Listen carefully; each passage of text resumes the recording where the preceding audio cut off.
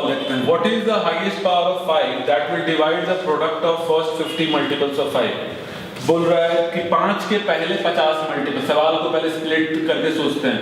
5 का पहला मल्टीपल होता है 5 into 1, 5 का दूसरा मल्टीपल होता है 5 into 2, 5 का तीसरा मल्टीपल होता है 5 into 3। ऐसे करके 5 का 50वां मल्टीपल होगा डॉट डॉट डॉट आपको 5 into आपको 50, और उनके प्रोडक्ट को बोल रहा है, मतलब ये सारे मल्टीप्लाई होंगे।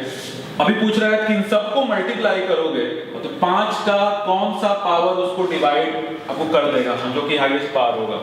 तो सोचना चालू करो। हर एक ब्रैकेट में मेरे को एक 5 तो नजर आ रहा है, कुल मिलाकर ऐसे 50 ब्रैकेट हैं। हाँ, तो हर एक से मैं 5 निकाल दिया, यहाँ से भी 5 निकाला, यहाँ से भी और यहाँ से भी।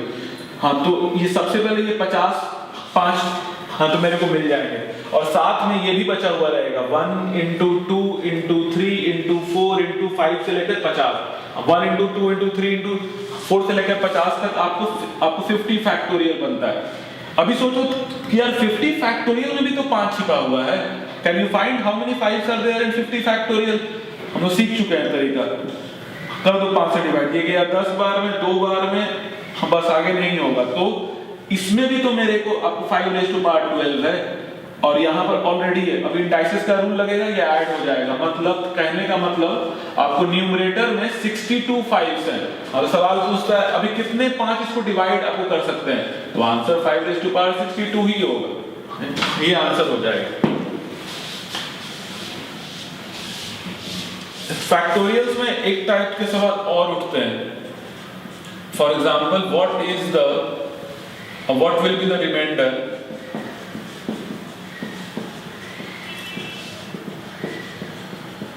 when 1 factorial plus 2 factorial plus 3 factorial plus 4 factorial plus 5 factorial up till let's say 100 factorial is आपको divided by 4। इसका रिमाइंडर निकालना है मेरे को कि इन सारे नंबर को ऐड करके 4 से डिवाइड करोगे तो रिमाइंडर क्या आएगा। हम देखते हैं। ये सवाल को अगर खोलने का है तो ऐसे भी सोच सकते हैं कि ये मांगा जा रहा है एंड सो ऑन। अभी सोचना चालू करो, कौन से सबसे छोटे फैक्टोरियल में मेरे को 4 मिलने वाला है। आई थिंक नजर आना चाहिए आपको। 4 फैक्टोरियल में 1 4 तो होता ही होता है। हाँ, और ऐसे भी इसका वैल्यू आपको 24 होता है। अब 24 को 4 से डिवाइड करोगे तो रिमाइंडर 0 बचेगा। रिमाइंडर 6 नहीं बचता है, वो आपको एक कोशेंट होता है। मेरे को रिमाइंडर की बात हो रही है, तो रिमाइंडर 0 बचेगा। अगर 4 फैक्टोरियल को 4 से डिवाइड करने पर रिमाइंडर 0 आ रहा है, हाँ तो गारंटीड है हाँ कि 5 फैक्टोरियल को भी 4 से डिवाइड करोगे तो रिमाइंडर 0 ही बचेगा, क्योंकि आपको 5 फैक्टोरियल आपको पीछे वाला फैक्टोरियल मिलकर बना होता है। मतलब आपको 5 factorial can be written as 4 factorial into 5, और इसको भी 4 से डिवाइड करोगे, इसमें 4 है तो रिमाइंडर तो 0 देगा। अभी यहाँ से कुछ भी रिमाइंडर आए, हाँ 0 into anything is going to be a final remainder of 0 only। हाँ, तो कहने का मतलब आपको ये मिल गया कि ये रिमाइंडर 0 देने वाला है, तो इसके आगे आने वाले वो सारे रिमाइंडर 0 देंगे। हाँ, तो आगे से तो मतलब ही नहीं है मेरे को। मतलब अभी मात्र ये पहले 3 टर्म पर ही है, वो तो ओरली निकाल सकते हैं। इसका वैल्यू होता है 1, इसका वैल्यू होता है 2, इसका वैल्यू होता है 6, और बीच में प्लस साइन है, तो ऐड करो, ये बना 9 डिवाइड बाय 4, आपको रिमाइंडर आ गया 1। तो ये सवाल ओरल ही बन सकता है, तो लॉजिक समझते हैं। तो एक और एग्जांपल देखते हैं। अगर यही सवाल रहता 1 factorial plus 2 factorial plus 3 factorial plus ऐसे करके मान लो 100 फैक्टोरियल, और डिवाइड करना है मान लो अपने को आपको 24 से। सोचना चालू करो, 24 वैल्यू ही पता है मेरे को। अरे 4 फैक्टोरियल का वैल्यू ही 24 होता है, और 24 को 24 से डिवाइड करेंगे तो रिमाइंडर 0 ही आएगा।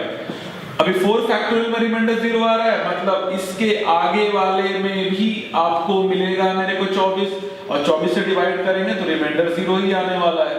हाँ, तो आंसर इसके आगे डिपेंडेंट नहीं है, क्योंकि आगे में 0 मिलने वाला है। आंसर पहले 3 टर्म पर ही डिपेंडेंट है। ये बनेगा 1, ये बनेगा 2, ये बनेगा 6 अपॉन 24, 9/24, तो आंसर आ गया 9 मेरे को। अगर यही सवाल रहता मेरे को कि आप 30 से डिवाइड करो, अभी सोचो 30 के लिए आपको क्या क्या चाहिए। एक 2 होना चाहिए, एक 3 होना चाहिए, और एक 5 होना चाहिए। अभी सोचो कि कौन से सबसे छोटे फैक्टोरियल में 30 मिलेगा। वो 5 फैक्टोरियल ही हो सकता है, क्योंकि 5 factorial 1 into 2 into 3 into 4 into 5, एक 2 भी है, एक 3 भी है और एक 5 भी है। मतलब 5 फैक्टोरियल को अगर आप 30 से डिवाइड करोगे तो रिमाइंडर 0 बचेगा। इसका वैल्यू 120 होता है, इसको 30 से डिवाइड करोगे क्वोशिएंट 4 आएगा लेकिन रिमाइंडर 0 आने वाला है। हाँ, तो 5 फैक्टोरियल अगर रिमाइंडर 0 दे रहा है तो 6 फैक्टोरियल को भी 30 से डिवाइड करोगे वो भी रिमाइंडर 0 ही देगा, इसको भी 30 से डिवाइड करोगे रिमाइंडर 0 ही देगा। तो आंसर इसके आगे डिपेंडेंट नहीं है, इसके पहले डिपेंडेंट है। अब इसके पहले वाले को ऐड कर लो, ये बनेगा 1, ये बनेगा 2, ये बनेगा 6, ये बनेगा 24 और नीचे में 30 से डिवाइड करना है, ये बन जाएगा 30 2 32 1 33। हाँ, तो आंसर आ जाएगा, रिमाइंडर मिला मेरे को 3। इसी में अगर सवाल ऐसा रहता, मान लो कि स्क्वायर, यहां भी स्क्वायर, यहां भी स्क्वायर, यहां भी स्क्वायर, यहां भी स्क्वायर और यहां भी स्क्वायर। लेट्स से इसको डिवाइड करना है मेरे को, आपको 36 से और रिमाइंडर चाहिए मेरे को। अभी सोचते हैं 36 मतलब 6 into 6 होता है, 3 फैक्टोरियल का वैल्यू ही 6 होता है। आप उसको स्क्वायर करोगे तो आपको ये वाला पार्ट ही 6 into 6 बन जाएगा और उसको 36 से डिवाइड करेंगे तो रिमाइंडर 0 आएगा। हाँ, तो मतलब इसके आगे वाला अगर 3 फैक्टोरियल स्क्वायर को 36 से डिवाइड करने पर रिमाइंडर 0 आ रहा है तो उसके आगे वाले सारे को आप 36 से डिवाइड करोगे तो रिमाइंडर 0 बचेगा, क्योंकि आगे वाले वो इनसे मिलकर बना हुआ होगा। हाँ, तो आंसर सिर्फ आपको पहले 2 टर्म पे डिपेंडेंट है, ये बनेगा 1 और ये बनेगा 4 अपॉन 36, तो आंसर आ जाएगा 5/36। हाँ, तो रिमाइंडर हो जाएगा 5, आपका फाइनल आंसर होगा 5। अगर एक सवाल और देखें, let's say find the least value of n such that n factorial is divisible by 910। ये सवाल है, पूछता है कि n फैक्टोरियल 910 से डिविजिबल है, आप बताओ n का सबसे छोटा वैल्यू आपको क्या हो सकता है। अगेन अपनी बात हो चुकी है, नंबर सिस्टम में अगर कुछ भी आपको वो स्टार्ट करने का तरीका नहीं मिल रहा है, आप सबसे पहले इसको फैक्टराइज करोगे, you will get A way out. इसको खोलो, ये बनेगा 7 गुना 10 गुना 13। अभी सोचना चालू करो, कौन से फैक्टोरियल में 7 भी मिलेगा, 10 भी मिलेगा और 13 भी मिलेगा। इनमें सबसे बड़ा प्राइम नंबर मेरे को 13 आ रहा है। हाँ, तो n का वैल्यू अगर आप 13 लोगे, हाँ, तो उसमें मेरे को 7 भी मिल जाएगा और 13 भी मिल जाएगा और 10 तो मिलेगा ही मिलेगा। मतलब n का वैल्यू आपको 13 लेना पड़ेगा सो दैट कि ये इससे कंप्लीटली डिविजिबल हो जाए। अगर यहाँ पे मान लो कि रहता 770 रहता, अभी क्या आंसर होगा? आप सबसे पहले फिर से फैक्टराइज करो, ये बनेगा 7 गुना 10 गुना 11। कौन से सबसे छोटे फैक्टोरियल में 7 भी मिलेगा, 10 भी मिलेगा और 11 भी मिलेगा? It has to be 11। हाँ, तो ऐसे सवाल को फैक्टराइज करके बना सकते हैं।